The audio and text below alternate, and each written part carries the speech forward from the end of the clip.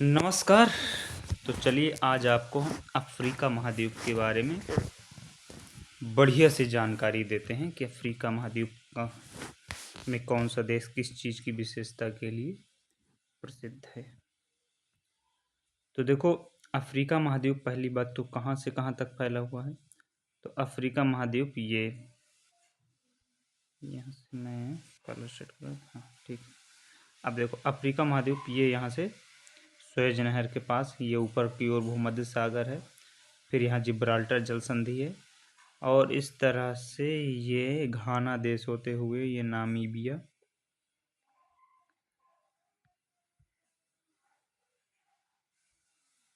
South Africa, और समझ गए। तो कुल मिलाकर इस तरह ये पूरा देश ये महाद्वीप कौन सा है, अफ्रीका महाद्वीप फैला हुआ है। तो अफ्रीका महाद्वीप क्या है, ये विश्व का दूसरा सबसे बड़ा महाद्वीप है। सेकंड लार्जेस्ट महाद्वीप है ये, विश्व का दूसरा। ठीक है। इसके बाद इसमें बात करेंगे अगर, तो अब अफ्रीका महाद्वीप की अगर बात करते हैं तो ये अफ्रीका महाद्वीप को यूरोप से अलग कौन करता है। तो अफ्रीका महाद्वीप को यूरोप से अलग करती है ये यहाँ पास है जिब्राल्टर जल संधि। कौन सी जल संधि है, जिब्राल्टर। जिब्राल्टर जल संधि है जो ये अफ्रीका महाद्वीप को यूरोप से अलग करती है। यहाँ पास ऊपर की ओर यूरोप है और नीचे की ओर अफ्रीका महाद्वीप। यानी यूरोप का जो स्पेन देश है ना, वो अफ्रीका के मोरक्को से अलग हो जाता है। अच्छा, और एक चीज़ यहाँ जान लेते हैं, ये जो अटलांटिक महासागर है और ये जो यहाँ पास है भूमध्य सागर, इन दोनों को भी जोड़ने का काम करती है कौन, जिब्राल्टर जल संधि। इसके बाद बात करते हैं कि जो अफ्रीका महाद्वीप की जो पश्चिमी हिस्सा है, ये पश्चिमी हिस्सा में कौन सा महासागर है, अटलांटिक महासागर है। अफ्रीका महाद्वीप का जो पूर्वी हिस्सा है, पूर्वी हिस्से में कौन सा महासागर है, हिंद महासागर है। इसको और एक चीज़ क्या बोलते हैं, अफ्रीका महाद्वीप को कॉन्टिनेंट ऑफ कंट्रास्ट कहा जाता है। क्या कहते हैं, कॉन्टिनेंट ऑफ कंट्रास्ट। अंध महाद्वीप, इसे क्या बोलते हैं, अंध महाद्वीप। अंध महाद्वीप, अंध महाद्वीप क्यों बोला जाता है, अंध महाद्वीप इसलिए बोला जाता है क्योंकि यहाँ पास आर्थिक हो, सामाजिक हो, या औद्योगिक हो, या सांस्कृतिक, या शिक्षा के क्षेत्र में काफ़ी पिछड़ापन है इस महाद्वीप में। किस किस क्षेत्र में, आर्थिक हो, सामाजिक हो, औद्योगिक, सांस्कृतिक, शिक्षा, हर क्षेत्र में काफ़ी पिछड़ापन है, इसलिए इसको अंध महाद्वीप भी कहा जाता है। अच्छा, अब अफ्रीका महाद्वीप के बारे में बात करते हैं। तो अफ्रीका महाद्वीप ही एक ऐसा महाद्वीप है जहाँ से तीनों वृत्त होकर के गुजरते हैं। कौन कौन सा, ये तो आपको लाइन दिख रही होगी, ये भूमध्य रेखा है 0 डिग्री। इसके बाद ऊपर से इसके कर्क रेखा गुजरती है 23.5 उत्तरी अक्षांश, है ना, और नीचे से मकर रेखा गुजरती है 23.5 दक्षिणी अक्षांश। ठीक है। तो यानी तीनों वृत्त यहाँ से होकर के गुजरते हैं। अब अफ्रीका के बारे में एक बात और कर लेते हैं। अफ्रीका महाद्वीप में एक झील है, अगर बात करें तो ये अफ्रीका महाद्वीप में ये झील है विक्टोरिया झील। कहाँ है, ये है विक्टोरिया झील, लेक विक्टोरिया। लेक विक्टोरिया की अगर बात की जाए तो लेक विक्टोरिया क्या है, लेक विक्टोरिया जो है यह विश्व की, कहाँ की, विश्व की सेकंड लार्जेस्ट मीठे पानी की झील है। यानी लेक सुपीरियर के बाद, जो लेक सुपीरियर अमेरिका में है, लेक सुपीरियर के बाद ये दूसरी सबसे बड़ी मीठे पानी की झील है। अगर इसकी अफ्रीका के संदर्भ में बात की जाए तो अफ्रीका महाद्वीप की सबसे बड़ी झील यही है। कौन सी, लेक विक्टोरिया। विक्टोरिया झील जो है यह अफ्रीका महाद्वीप की सबसे बड़ी झील है। और यह झील कितने देशों में फैली हुई है, यह झील आपको नक्शे से दिख रहा होगा, सीधे सीधे दिख रहा है। यह झील 3 देशों में फैली हुई है। 3 देश कौन कौन से हैं, 3 देशों के नाम हैं, इसमें है युगांडा, केन्या और तंजानिया। इन 3 देशों में कौन सी झील फैली हुई है? विक्टोरिया झील फैली हुई है। अच्छा, एक चीज़ और बता दूं कि ये जो विक्टोरिया झील है ना, ये विषुवत रेखा पर स्थित है। कौन सी रेखा पर? ये विषुवत रेखा ना, जो 0 डिग्री, इसमें 0 डिग्री में ये जो है विषुवत रेखा पर स्थित है। अच्छा, जो नील नदी है, कौन सी नदी? नील नदी। नील नदी ही विक्टोरिया झील से निकलती है। नील नदी कहाँ से निकलती है? नील नदी विक्टोरिया झील से निकलती है, जो विश्व की सबसे लंबी नदी है। कौन सी नदी है? विश्व की सबसे लंबी नदी है कौन सी? नील नदी। और नील नदी विक्टोरिया झील से निकल करके कहाँ पास इसका जो है अपना पानी कहाँ छोड़ती है? तो ये नील नदी विक्टोरिया झील से निकलती है, और विक्टोरिया झील से निकलते हुए सहारा के रेगिस्तान से बहते हुए यह अपना पानी जो है भूमध्य सागर में छोड़ती है। भूमध्य सागर के बारे में आप जानते ही हैं। यह है विक्टोरिया झील, और ये यहाँ से निकलते हुए अपना पानी कहाँ छोड़ती है? भूमध्य सागर में छोड़ती है। ये भूमध्य सागर, ये है लाल सागर। लाल सागर, भूमध्य सागर, इन दोनों को जोड़ने वाली नहर को किस नाम से जाना जाता है? क्षमा कीजिएगा, सुएज नहर के नाम से जाना जाता है। अब आगे बात करते हैं कि अफ्रीका में एक जनजाति पाई जाती है जिसको बोलते हैं बुशमैन। कौन सी जनजाति? बुशमैन जनजाति। बुशमैन जनजाति पाई जाती कालाहारी डेजर्ट में। कालाहारी जो मरुस्थल है, कालाहारी मरुस्थल में पाई जाती है कौन सी जनजाति? बुशमैन जनजाति। अच्छा, तो बुशमैन जनजाति कालाहारी डेजर्ट में पाई जाती है। और कालाहारी डेजर्ट कहाँ पास स्थित है? तो कालाहारी जो मरुस्थल है वह इन देशों में स्थित। कहाँ? दक्षिण अफ्रीका, बोत्सवाना, नामीबिया और अंगोला, इतने देशों में फैला है कालाहारी डेजर्ट। तो यहाँ जो जनजाति पाई जाती है उस जनजाति को हम किस नाम से जानते हैं? बुशमैन। ठीक है, बुशमैन जनजाति कहाँ पाई जाती है? कालाहारी डेजर्ट में। अब अगली एक जनजाति का नाम बहुत फेमस है, पिग्मी। कौन सी जनजाति? पिग्मी जनजाति। पिग्मी जनजाति कहाँ पाई जाती है? ये कांगो बेसिन में पाई जाती है। कांगो बेसिन में कहाँ पाई जाती है? कांगो बेसिन, ये है ना। पिग्मी जनजाति, पिग्मी कहाँ पाई जाती है? कांगो बेसिन में। कांगो बेसिन, ठीक है। तो पिग्मी जनजाति कांगो बेसिन में पाई जाती है। अच्छा, बद्दू एक अन्य जनजाति जिसका नाम है बद्दू। बद्दू कहाँ पाई जाती है? बद्दू पाई जाती है सहारा मरुस्थल में।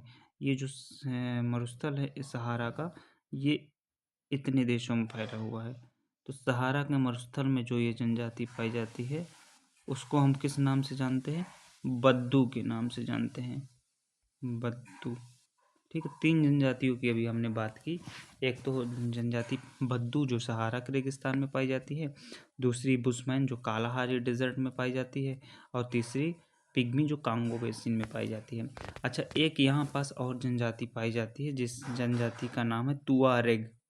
क्या नाम है? तुआरेग। मैं लिख दे रहा हूँ, तुआरेग जनजाति। तुआरेग, ये जनजाति कहाँ पाई जाती है? ये जनजाति भी सहारा के मरुस्थल में पाई जाती है। अच्छा, इस जनजाति की विशेषता क्या है? यह जनजाति जो है विदेशी पर्यटक आते हैं ना यहाँ घूमने के लिए, उनके लिए ये मार्गदर्शक का काम करती है, यानी गाइड बन जाते हैं ये लोग वहाँ पर। तुआरेग जनजाति जो है ये गाइड का काम करती है। ठीक है,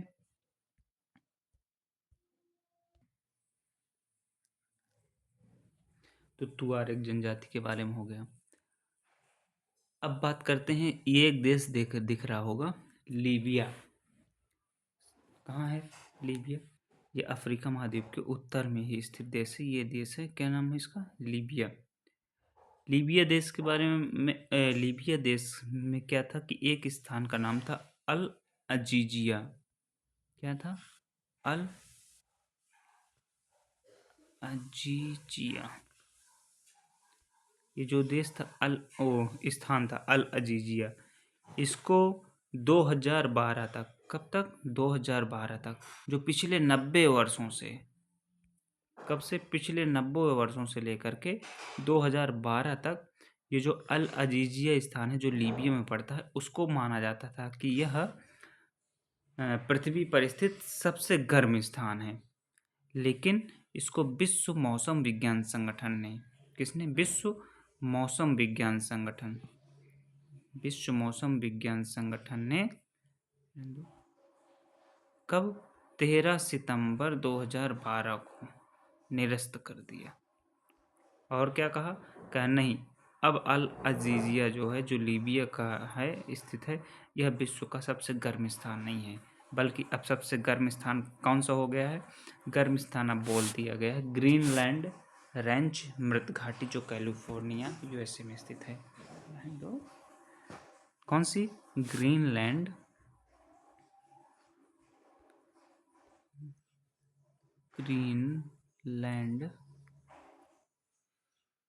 रेंज मृत घाटी,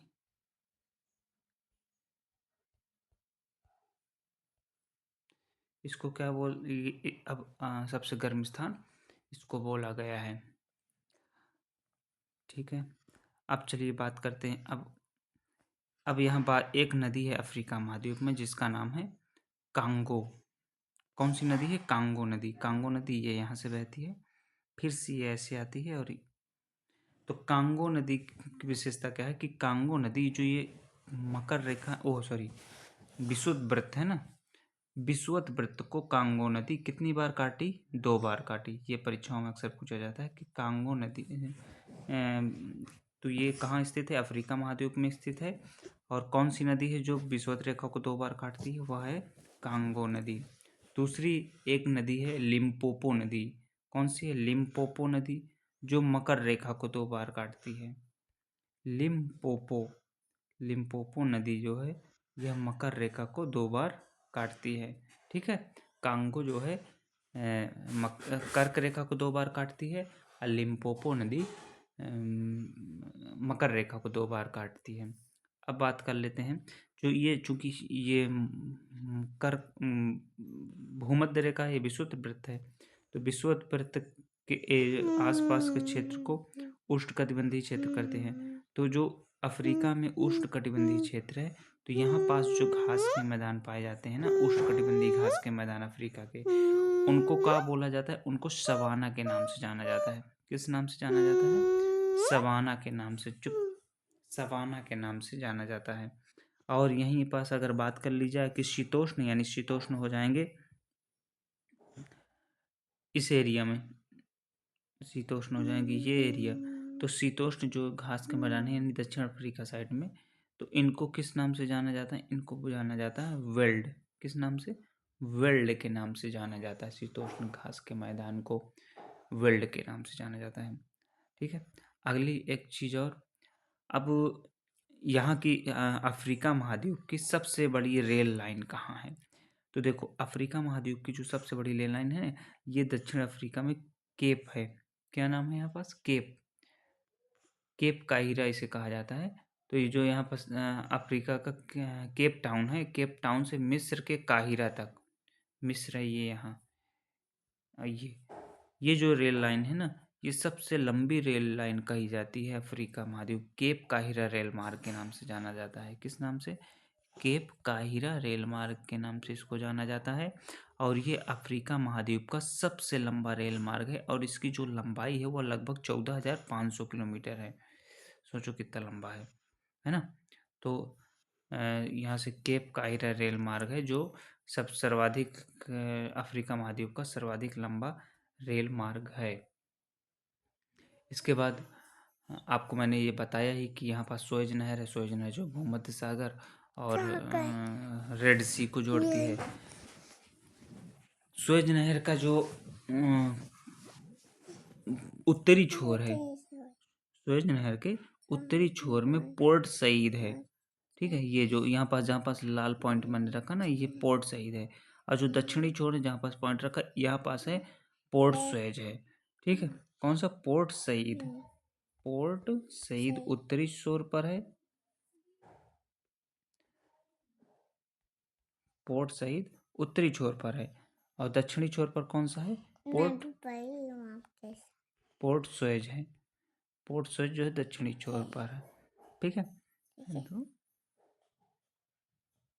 अब आगे बताता हूँ मैं जो, हाँ एक चीज़ और बताना, ये जो कालाहारी डेजर्ट था ना, कालाहारी डेजर्ट, कालाहारी डेजर्ट में एक, मैं भी कर रही हूँ, एक चिड़िया पाई जाती है जिसको शुतुरमुर्ग चिड़िया बोलते पापा हैं। मुझे भी वीडियो बनाना है। अरे यार मुझे भी वीडियो बनाना है। तो ये कालाहारी डेजर्ट है, जो कालाहारी डेजर्ट में कौन सी एक चिड़िया पाई जाती है? शुतुरमुर्ग चिड़िया यहाँ पास पाई जाती है। इसके बाद मैं और जल्दी जल्दी बता देता हूँ कि आपको ये जो ये अफ्रीका महाद्वीप में जो ये दक्षिण अफ्रीका है ना, दक्षिण अफ्रीका में एक किम्बरले की खान पाई जाती है जो किसके लिए प्रसिद्ध है? हीरे के लिए। कौन सी खान है? किम्बरले की खान। और यहीं पास दक्षिण अफ्रीका के जस्ट उत्तर में एक देश है बोत्सवाना पड़ता है। ये बोत्सवाना आपको दिख रहा होगा। तो बोत्सवाना में एक खान है जिसको हम बोलते हैं ओरापा। क्या बोलते हैं? ओरापा बोलते हैं। तो ओरापा भी है हीरे की ही खान, लेकिन अगर क्षेत्र मतलब विश्व की, ओरापा जो है विश्व की सबसे बड़ी हीरे की खान है। कहाँ की? विश्व की सबसे बड़ी हीरे की खान है क्षेत्रफल की दृष्टि से। और अगर उत्पादन की दृष्टि से कहा जाए तो उत्पादन की दृष्टि से जो जो दक्षिण अफ्रीका में किम्बरले की खान पाई जाती है, उत्पादन की दृष्टि से किम्बरले की खान सबसे बड़ी है। लेकिन अगर क्षेत्रफल की दृष्टि से कहा जाए तो क्षेत्रफल की दृष्टि से ओरापा है, जो कि कहाँ पाई जाती है? बोत्सवाना में। बोत्सवाना में है ओरापा की खान, जो सबसे क्षेत्रफल की दृष्टि से सबसे बड़ी है। इसके बाद अब बात कर लेते हैं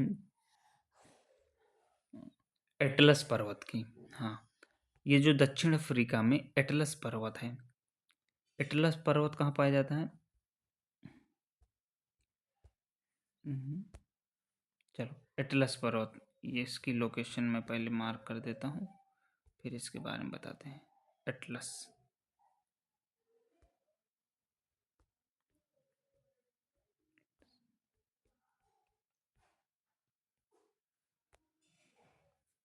ये तो एटलस माउंटेन ये कहाँ पाया जा रहा है? एटलस माउंटेन आपका जो पाया जा रहा है अफ्रीका के उत्तर पश्चिमी हिस्से में। कहाँ है? अफ्रीका के उत्तर पश्चिमी हिस्से में ये एटलस माउंटेन पाया जा रहा है। अब एटलस माउंटेन में क्या है? एटलस माउंटेन की जो सर्वोच्च चोटी है ना, बनाओगे नहीं वीडियो? एटलस माउंटेन की जो सर्वोच्च चोटी है उसका नाम है माउंट टुबकल। कौन सा नाम है? माउंट टुबकल। इसको टाउबकल भी बोलते हैं, टुबकल, है ना। माउंट टुबकल इसको बोलते हैं, माउंट टुबकल। ये जो है दक्षिण, ये एटलस पर्वत है, इसकी सर्वोच्च चोटी है। अच्छा, एटलस पर्वत फैला कितने देशों में है? तो ये 3 देशों में मुख्यतः फैला। कौन कौन से? मोरक्को हो गया, अल्जीरिया हो गया और ट्यूनेशिया हो गया। मोरक्को, अल्जीरिया और ट्यूनेशिया में लगभग 2500 किलोमीटर की लंबाई में यह विस्तारित एक नवीन वलित पर्वत है। इसकी सर्वोच्च चोटी मैंने आपको बता दी। इसके बाद एक बात और बात कर लेते हैं, एबीसीनी पठार। एबीसीनी पठार, एबीसीनी पठार कहाँ है? ये इथोपिया में है। एबीसीनी पठार, ये इथोपिया देश दिख रहे हैं, ये इथोपिया, इथोपिया में ही है। कौन सा पठार? एबीसीनी पठार। ए बी सीनी, एबीसीनी पठार कहाँ है? यह है इथोपिया में पाया जाता है। एबीसीनी पठार इथोपिया में पाया जाता है। हाँ, अब मुझे वीडियो बना दे दो। ठीक है, रुको। एबीसीनी, इसका जो पूर्व इथोपिया में पाया जाता है। अभी हमारे जो प्रधानमंत्री नरेंद्र मोदी हैं वो इथोपिया की यात्रा पर गए थे और यहाँ पास इनको इथोपिया का सर्वोच्च नागरिक सम्मान भी मिला। 3 देशों की यात्रा पर गए थे, इथोपिया गए थे और ओमान गए थे और जॉर्डन गए थे। यहाँ पास जॉर्डन पड़ता है। तो 3 देशों की यात्रा पर गए थे हमारे मोदी जी। इसके बाद ये जो इथोपिया, ये हॉर्न ऑफ अफ्रीका का हिस्सा है। ये जो सोमालिया का जो सोमालीलैंड है, इसको इज़राइल ने अभी क्या देश की मान्यता दे दी है।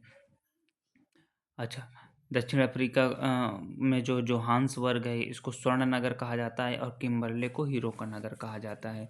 इसके बाद एक चीज़ और बता देता हूँ मैं आपको अफ्रीका के बारे में, जो बहुत अच्छी बात है।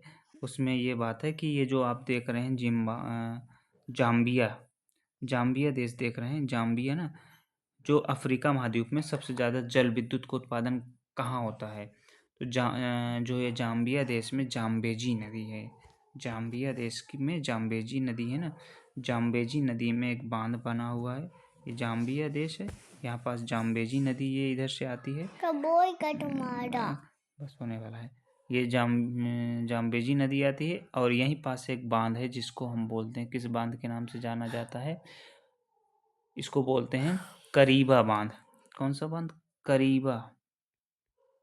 अक्सर पूछा जाता है कि करीबा बांध, पहली बात तो ये कहाँ स्थित है? तो ये जाम्बिया में स्थित है। किस नदी पर है? जाम्बेजी नदी पर स्थित है। और यहाँ जो है सबसे अफ्रीका में सबसे अधिक जल विद्युत यहीं पैदा होती है। किसमें? करीबा बांध में ही, है ना। करीबा बांध में ही सबसे अधिक जल विद्युत पैदा होती है। अच्छा, एक और बात बताऊँ, जो अफ्रीका महाद्वीप का सबसे बड़ा शहर है काहिरा। काहिरा किस नदी के किनारे है? नील नदी के किनारे बसा हुआ है काहिरा। अफ्रीका का प्रमुख खजूर उत्पादक देश जो है वो है मिस्र। अफ्रीका का प्रमुख खजूर उत्पादक देश कौन सा है? मिस्र है। और जो यहाँ के मिस्र के किसानों को किस नाम से जाना जाता है? फल्लाह के नाम से जाना जाता है। मिस्र के जो किसान हैं इनको हम फल्लाह के नाम से जानते हैं। फल्लाह, मिस्र के किसानों को फल्लाह के नाम से जाना जाता है। घाना देश देख रहे हैं, ये जो घाना देश को कहा जाता है गोल्ड कोस्ट। क्या बोलते हैं? गोल्ड कोस्ट के नाम से घाना देश को जाना जाता है, गोल्ड कोस्ट। ठीक है।